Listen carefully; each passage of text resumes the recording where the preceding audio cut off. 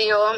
നമ്മളിപ്പോൾ അസുരപുരാണം 3 പഠിച്ചുകൊണ്ടിരിക്കുന്നത്. കഴിഞ്ഞ ക്ലാസ്സിൽ നമ്മൾ 57 മുതൽ 62 വരെയുള്ള അസുരഗുണങ്ങളെ കുറിച്ച് പഠിച്ചു. ഇന്ന് തന്നെ ബാക്കി കുറച്ച് ഗുണങ്ങൾ കൂടി പഠിക്കാം. 63ാമത്തെ ഗുണം ഇതാണ്: അസുരന്മാർ കറുപ്പ് നിറമായിട്ട് ബന്ധമുള്ളവരാണ്. അതിന്റെ ഉദാഹരണമാണ് അസുരാണിമാരെ കറുത്ത പർദ്ദ ധരിക്കുന്നത്. പിന്നെ അതുപോലെ നമ്മൾ സിനിമയിലും സീരിയലുകളിലും കഥകളിലും ഒക്കെ ദുഷ്ടകഥാപാത്രങ്ങളെ കറുത്ത വസ്ത്രമാണ് അണിയിക്കുന്നതായി കണ്ടിട്ടുള്ളത്.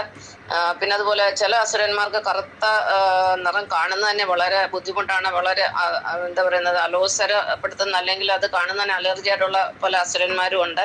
എന്തായിരുന്നാലും ഇവർക്ക് കറുപ്പുമായിട്ടൊരു ബന്ധമുണ്ട്, അതിന് യാതൊരു സംശയവുമില്ല. ശബരിമലയിൽ കറുപ്പ് എടുത്തുകൊണ്ട് ആൾക്കാർ പോകുന്നു. കാരണം ശബരിമലയിൽ ഇരിക്കുന്ന ശ്രീ അയ്യപ്പൻ എന്ന് പറയുന്ന ഒരു അസുരനും ദേവനും കൂടെ ചേർന്ന ഒരു ദൈവമാണ്.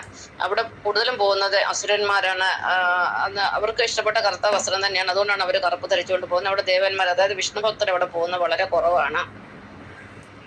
അടുത്തത് 64 ഹിജടകൾ. ഹിജടകൾ എന്ന് പറഞ്ഞാൽ ആണും പെണ്ണും കെട്ട വർഗ്ഗമാണ്. അവരെ കിന്നരന്മാരെന്നും ക്ലീബങ്ങൾ എന്നൊക്കെ പറയാറുണ്ട്. ഇവരെ അർദ്ധനാരീശ്വരന്മാരെന്ന് പറയുന്നു.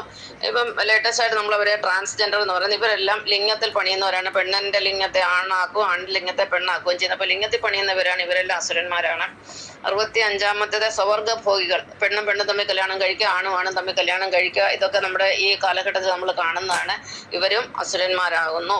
66 ഗുണ്ടായിസം കളിക്കുന്നവരൊക്കെ അസുരന്മാരെ, ഗുണ്ടകളെ. പിന്നെ അതുപോലെ വഴക്കുണ്ടാക്കുന്നവര്. ഈ അസുരന്മാരുള്ള വീട്ടിൽ എപ്പോഴും വഴക്കായിരിക്കും. ഭാര്യയും ഭർത്താവും തമ്മിലായാലും വീട്ടുകാരും തമ്മിലായാലും എപ്പോഴും വഴക്കുണ്ടാക്കുന്നവര് അസുരന്മാരാണ്. 67ാമത്തെ നമ്മൾ മതം മാറുന്നവരെ കുറിച്ച് പഠിച്ചു. SNDP-കാരാണ് ഏറ്റവും കൂടുതൽ മതം മാറുന്നവര്. അപ്പൊ 67ാമത്തെ മതം മാറ്റുന്നവർ. ആരാണ് മതം മാറ്റുന്നത്? ക്രിസ്തുമതത്തിലുള്ള യഥാർത്ഥ ക്രിസ്തുമതക്കാരല്ല, ക്രിസ്തുമതത്തിലെ അസുരന്മാരായ പെന്തക്കോസ്തുകാരാണ് ഈ മതം മാറ്റാൻ നടക്കുന്നത്. അല്ലാതെ കാത്തലിക്സോ അല്ലെങ്കിൽ മറ്റ് ഓർത്തഡോക്സ്, ജാക്കോബൈറ്റ്സ് ഇങ്ങനെയൊക്കെയുള്ള മർദ്ദവന്മാർ ഇവരാരും മതം മാറ്റാൻ നടക്കുന്നില്ല. ഈ നടക്കുന്നത് മുഴുവന് ഈ പുതിയ സഭകൾ ഉണ്ടാക്കുന്ന ഈ പെന്തക്കോസ്തുകാരാണ്. അപ്പൊ ഇവരെല്ലാം അസുരന്മാരാണ്, യാതൊരു സംശയമില്ല.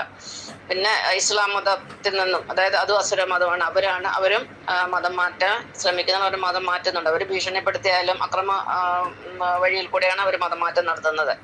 പിന്നെ 68ാമത്തേത് വൃത്തിഹീനരാണ്. പൊതുവെ നോക്കിക്കഴിഞ്ഞാൽ ഈ അസുരന്മാരെന്ന് പറഞ്ഞാൽ വൃത്തിയില്ലാത്തവരാണ്. ഇവർക്ക് കുളി, ജപം, ധ്യാനം ഇവ കാര്യങ്ങളൊന്നുമില്ല.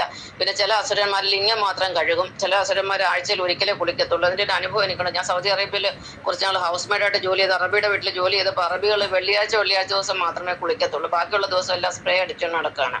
കാരണം ഇവരുടെ ബാത്റൂം കഴുകുന്ന ഞാനായിരുന്നു. ഞാൻ ഈ ബാത്റൂം കഴുകാൻ ചെല്ലുമ്പോൾ വെള്ളിയാഴ്ച ദിവസം മാത്രം ഇത് നനഞ്ഞു കിടക്കുന്നതാണ്. ബാക്കിയുള്ള ദിവസങ്ങളെല്ലാം ഇത് ഡ്രൈ ആയിട്ട് കിടക്കുന്നത്. അതിൻ്റെ അർത്ഥം എന്താ? ഒരാഴ്ചയിൽ ഒരിക്കലേ കുളിക്കുകയുള്ളൂ എന്നുള്ളതാണ്. അപ്പോൾ ഇങ്ങനെ വൃത്തിയില്ലാത്തവരാണ് ഈ അസുരന്മാരെന്ന് പറയുന്നത്. പൊതുവെ ഇവര് വൃത്തിഹീനരാണ്. ഇവർ സ്വയം വൃത്തിയുള്ളവരാണെന്ന് നടിക്കുന്നെങ്കിൽ ഇവര് വൃത്തിഹീനരാണ്.